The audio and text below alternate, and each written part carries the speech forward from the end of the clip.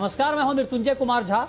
शाम के 5:30 बज चुके हैं और अगले आधे घंटे तक आपके सवालों का सबसे बड़ा मंच तैयार है। अगर आपने कमोडिटी में ट्रेड किया है या फिर नया ट्रेड करना चाहते हैं, जानना चाहते हैं कि आपके लिए कहां पर कमाई के मौके बनेंगे, तो आप सवाल पूछिए। नंबर आप नोट कर लें जिस नंबर पर आप सवाल पूछ सकते हैं, 02223001634। इसके अलावा आप 02223001635 पर भी अपना सवाल पूछ सकते हैं।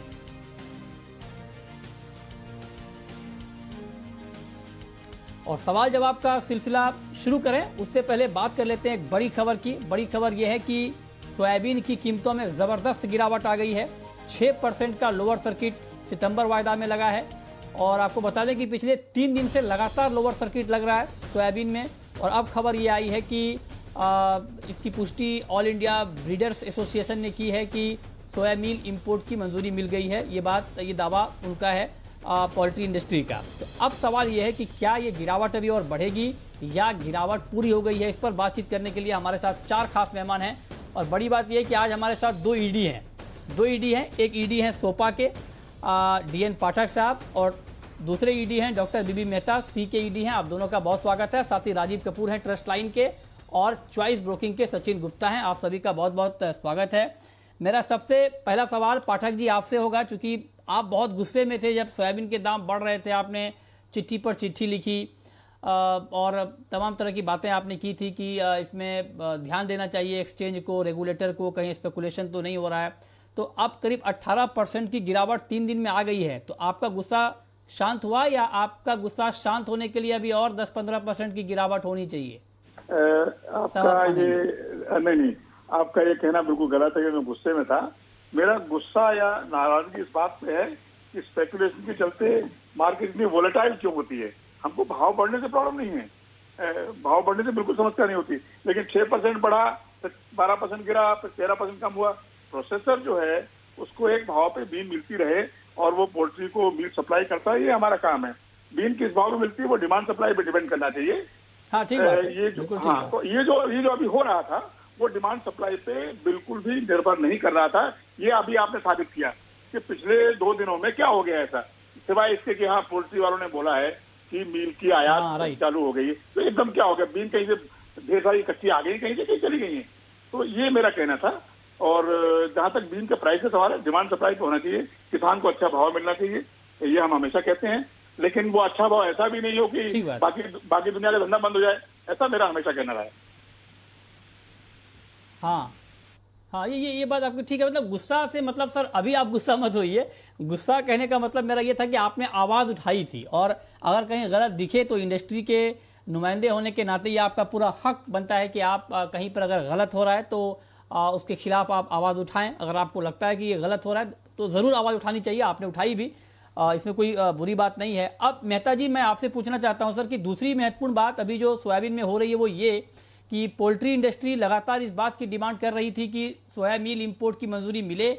और अब जो पोल्ट्री इंडस्ट्री के लोग हैं, आज ही हमने बात की है, जो all India poultry breeders association है, उनके चेयरमैन बहादुर अली साहब, उनका कहना है कि उनको मंजूरी मिल गई है, लेकिन आधिकारिक तौर पर कोई नोटिफिकेशन अभी सरकार की तरफ से आया नहीं है। उनका कहना है कि चैप्टर 23 के तहत इंपोर्ट होना है तो इसके लिए नोटिफिकेशन की कोई जरूरत है नहीं। आप चूंकि बहुत बहुत पुराने हैं इंडस्ट्री के, आप बहुत लंबे समय से पॉलिसीज को भी ट्रैक करते आए हैं सर, आप जरा बताएं कि क्या वाकई नोटिफिकेशन की जरूरत नहीं है या आपको लगता है कि नोटिफिकेशन नहीं आने से कंफ्यूजन का माहौल बन गया है?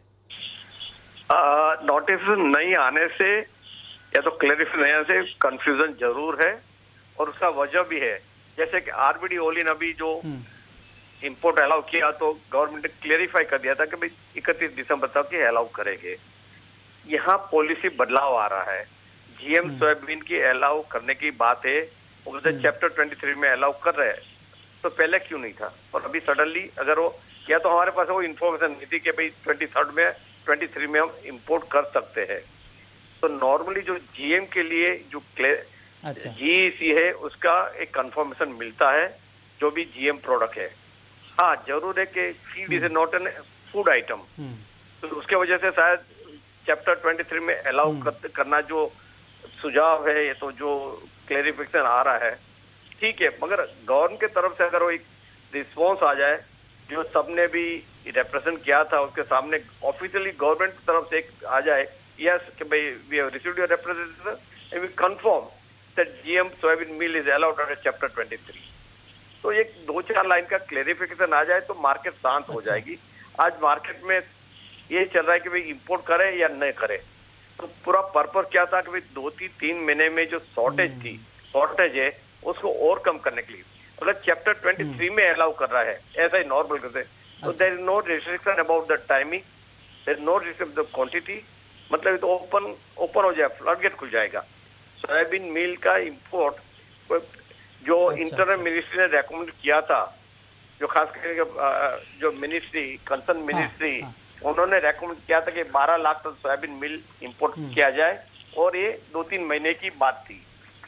जो अपना कौन सा डिपार्टमेंट, हाँ, ministry of fishery animal husbandry and dairy ने उसने जीईसी को लिखा था ये इंटरनल मैटर है कि भी 12 लाख टन का इंपोर्ट अलाउ कर दे और 3 महीने के लिए के।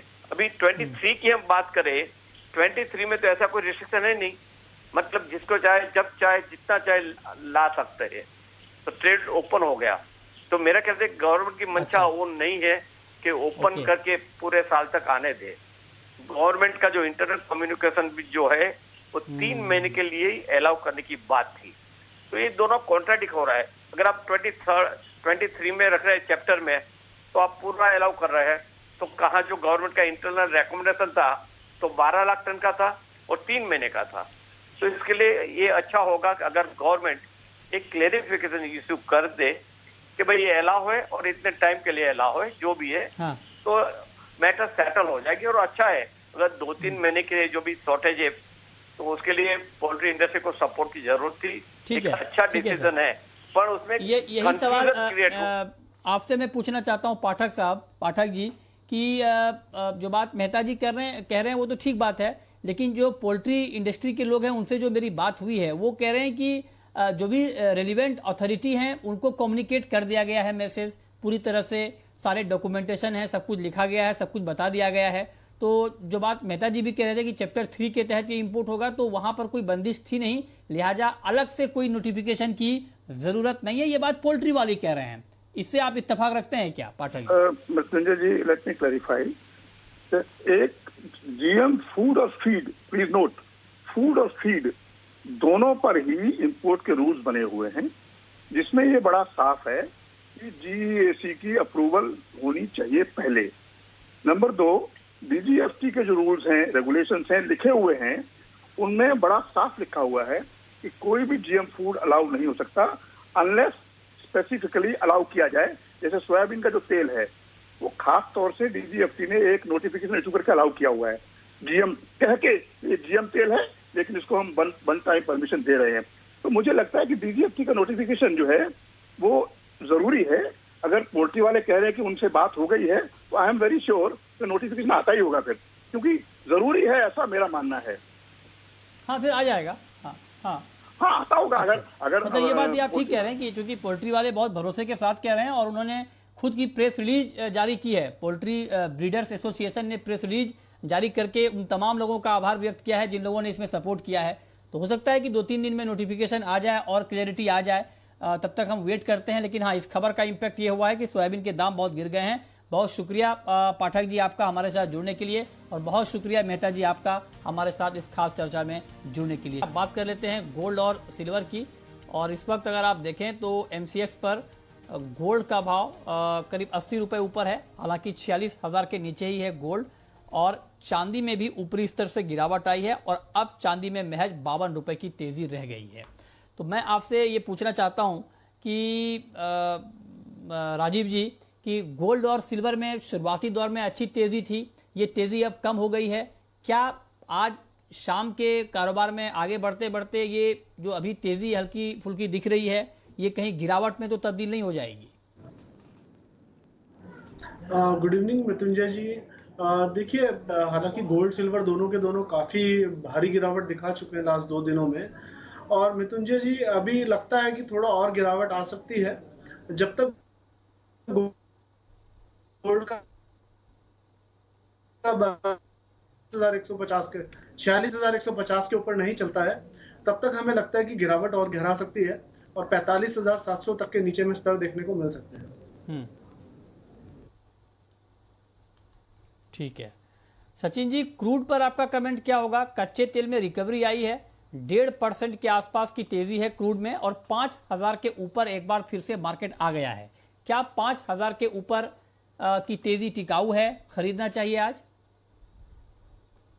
गुड इवनिंग मृत्युंजय जी। बिल्कुल, देखिए पिछले हफ्ते में काफी बड़ी गिरावट क्रूड के अंदर देखने को मिली है, करीब 7 to 8% का डाउनफॉल था और उसके बाद ये जो आज के ट्रेडिंग सेशन में जो तेजी नजर आ रही है, ये एक छोटी सी शॉर्ट कवरिंग हमें लग रही है जो कि आज के ट्रेडिंग सेशन में दिख रही है। ऑल्दो प्राइसेस जो है वो 5,000 के स्ट्रॉन्ग लेवल के ऊपर सस्टेन तो कर रहे हैं, बट क्लोजिंग बेसिस का ये क्लोज होना काफी इंपॉर्टेंट है कि 5,000 के ऊपर क्लोजिंग मिले। शॉर्ट कवरिंग हमें लग रही है करीब 5100 5150 तक के लिए। तो आज के ट्रेडिंग सेशन के लिए हम यहाँ पर क्रूड में बाइंग सजेस्ट करना चाहेंगे। करंट लेवल से इवन बाय पोजीशंस इनिशिएट कर सकते हैं। डाउन साइड में स्ट्रिक्टली एक स्टॉप लॉस रखना होगा 4970 का, और अप साइड में हमें लग रहा है एक बार 5100 5130 तक के टारगेट्स के लिए क्रूड में बाय साइड में रहा जा सकता है। ठीक है, चांदी पर आपका व्यू क्या है राजीव जी? स्पेशली अगर इंट्राडे के लिए मैं पूछूं आपसे अगले 6 घंटे के लिए, तो चांदी में कोई ट्रेड लेना चाहिए या अभी अवॉइड करें? मृत्युंजय जी, जिस तरह से सोने में भी मुझे लगता है कि अभी गिरावट थोड़ी और आ सकती है। सिमिलरली सिल्वर में भी जब तक बाजार 63,200 के ऊपर सस्टेन नहीं करता है, मुझे लगता है नीचे में 62,300 62,000 तक भी नीचे में फिसल सकता है। हालांकि मृत्युंजय जी 62,000 और 62,500 के बीच में एक महत्वपूर्ण सपोर्ट है। 62,000 का स्तर पिछली बार भी जब बाजार ने टच किया था 62,500 का, वहां से एक अच्छी रिकवरी देखने को मिली थी। तो जो भी शॉर्ट करें बिल्कुल